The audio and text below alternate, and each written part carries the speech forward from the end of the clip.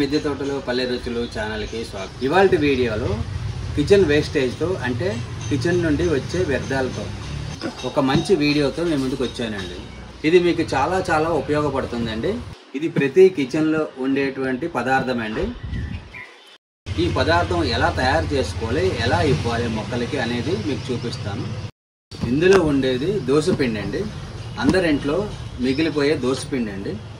మీ ఇంట్లో ఒక కప్పు పిండి మిగిలినా కానీ పడవేయకుండా స్టోర్ చేసుకొని 2 రోజులు బయట పెట్టుకోండి. 2 రోజుల్లో బయట పెట్టుకున్నాక ఇది బాగా పులుస్తుందండి, ఫర్మెంటేషన్ అవుతుంది. ఈ 2 రోజుల్లో మొక్కకు కావలసిన మైక్రోబియల్ చక్కగా గ్రోత్ అవుతుంది. ఇది ఇవ్వటం వలన కూరగాయల మొక్కలకి, పళ్ళ మొక్కలకి, పువ్వుల మొక్కలకి బాగా హార్వెస్ట్ ఇవ్వడానికి బాగా దోహదపడుతుంది. దీనికి ప్రత్యేకంగా తయారు చేసుకునే అవసరం లేదండి. ప్రతిరోజు వచ్చే కిచెన్ వేస్టేజ్తో తయారు చేసుకోవచ్చు. ప్రతిరోజు వచ్చే కిచెన్ వేస్టేజ్తో నేను రోజు ఇస్తున్నానండి. ఒకరోజు బియ్యం కడిగిన నీళ్ళతో ఇస్తాను, ఒకరోజు కిచెన్ వేస్టేజ్తో ఇస్తాను, కూరగాయలు అవి ఉంటాయి కదా వాటితో ఇస్తాను, ఒకరోజు ఇడ్లీ రవ్వ పిండితో ఇస్తాను, ఒకరోజు దోశ పిండితో ఇస్తాను, ఒకరోజు ఉల్లిపాయ పొట్టు ఉంటుంది కదండి, అది నానబెట్టుకున్న వాటర్ని దాన్ని ఫిల్టర్ చేసి ఇస్తానండి. ఇంకా ఈ విధంగా చాలా రకాలు ఉన్నాయి కిచెన్ వేస్టేజ్తో. మీకు రానున్న వీడియోస్లో పోస్ట్ చేస్తాను. నేను ఇదే కంటైనర్లో స్టోర్ చేసుకున్నానండి. దీంట్లోనే ఫర్మెంటేషన్ చేస్తున్నాను. చూడండి, ఇది చక్కగా ఫర్మెంటేషన్ అయ్యింది. ఇది నేను 2 days బయటనే ఉంచానండి. ఇది ఎండాకాలం కాబట్టి ఇది చక్కగా దోసపిండిని పాడేయకుండా మొక్కలకి ఇవ్వచ్చు. దీన్ని ఒకసారి మిక్స్ చేస్తున్నాను చూడండి. సో ఇది రకరకాల మొక్కలకి ఎలా యూజ్ అవుతుందో చూద్దాం. ఈ దోసపిండితో 2 విధాల ఫర్టిలైజర్ తయారు చేసుకోవచ్చు. మీకు మొదటి విధానం మీకు చూపిస్తున్నాను. ఇది 10 లీటర్ల బకెట్ అండి. నేనైతే 5 లీటర్ల వాటర్ తీసుకున్నాను. ఈ 5 లీటర్ల వాటర్కి ఈ ఒక కప్పు నేను వేస్తున్నాను. దాంట్లో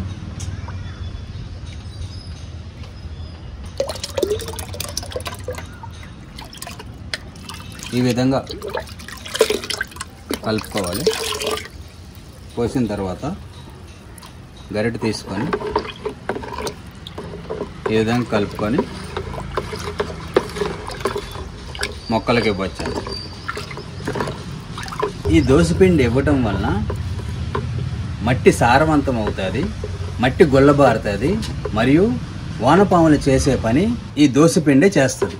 ఇది కూరగాయల మొక్కలకి ఇవ్వచ్చు, పూల మొక్కలకి ఇవ్వచ్చు, పళ్ళ మొక్కలకి ఇవ్వచ్చు, మరియు ప్రత్యేకంగా ఇండోర్ మొక్కలకు మాత్రం చాలా ఉపయోగపడుతుంది. మీరు ఇంకా తెలుసుకోవాల్సింది ఏంటంటే నైట్రోజన్, పొటాషియం, కాల్షియం ఇవన్నీ ఏంటంటే మొక్కలకు కావాల్సిన పోషకాలు. ఇవి తక్కువ మోతాదులో ఉంటాయి, బట్ ఇవి రెగ్యులర్గా ఇవ్వచ్చు. కానీ ప్రతి 2 రోజులకి ఇవ్వద్దు, ఎందుకంటే వారానికి 2 సార్లు ఇవ్వచ్చు. చలో అండి, మొక్కలకి ఎలా ఇవ్వాలో చూద్దాం. గులాబీ మొక్క, వైట్ గులాబీ, ఇది ఎంత అందంగా పూసినాయో. ఇలాంటివి ఇవ్వబట్టి మొక్క ఎంత గ్రోత్గా ఉందో. నేను గ్రో బ్యాగ్లో వేసుకున్నానండి. ఇది చిన్న గ్రో బ్యాగ్లో వేసుకున్నాను. దీనికి ఏ విధంగా ఇవ్వాలో మీకు చూపిస్తాను. చూడండి ఎన్ని మొగ్గలు వేసినాయో. ఈ విధంగా మొక్క చుట్టూ ఇవ్వండి. ఇదిగోండి, ఇది మందారపు చెట్టు. చూసారా, మొగ్గలు కాసినాయి. పువ్వులు అయితే పొద్దుట పూజకి తెంపేసాం. మొగ్గలు పూత చూసారా, మొగ్గలు ఎట్లా ఉన్నాయి, అంత మొక్క అంతా ఎన్ని మొగ్గలు కాసినాయో చూడండి. మళ్ళీ సాయంత్రానికి మొత్తం వస్తాయి. పొద్దుట 6 గంటలకి నేను తెంపేశాను పువ్వులన్నీ. మొగ్గలు చూసారు ఎన్ని ఉన్నాయో. ఇలాంటివి ఇవ్వడం వలన దీనికి కూడా ఈ విధంగా ఇచ్చుకోవాలండి.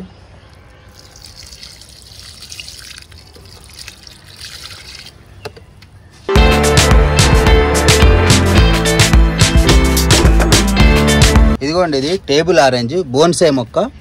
చూసారా టేబుల్ ఆరెంజ్ ఎట్లా కాసినాయో కాపు. ఇలాంటివి ఇవ్వడం వలన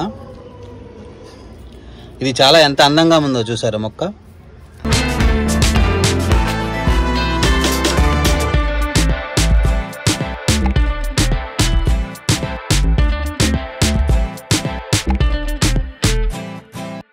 ఈ బోన్సాయి చెట్టు ఎక్కువ పెరగదండి, కాపు మాత్రం గుత్తులుగా కాస్తాయి. మొన్ననే తెంపానండి, నేను హార్వెస్ట్ చేశాను.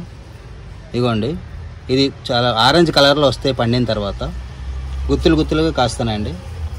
చాలాసార్లు తెంపాను నేను. దీనికి ఈ విధంగా పోషకాలు ఇవ్వడం వలన కాపు బాగా కాస్తుందండి. ఇదిగోండి మా ఛానల్ తరపు నుంచి సేల్ చేస్తున్నాను మొక్కలు కావలసినటువంటి. ఇది జీవ అమృతం అండి, ఘనజీవ అమృతం అండి. ఇది ఆవు మూత్రం. ఈ 3 కూడా మొక్కలకి చాలా పోషకాలు ఇచ్చేటివి. ఈ కాంబో ప్యాక్లో 1 లీటరు జీవ అమృతం, 1/2 లీటరు ఆవు మూత్రం, ఘనజీవ అమృతం 5 వస్తాయండి. ఈ స్క్రీన్ మీద వాట్సాప్ నెంబర్ ఉంటుంది, మీరు మెసేజ్ చేయండి. ఇంటికి ఒక చెట్టు, మనిషికి ఒక మొక్క నాటుదాం. హాయిగా స్వచ్ఛమైన గాలిని పీల్చుకుందాం.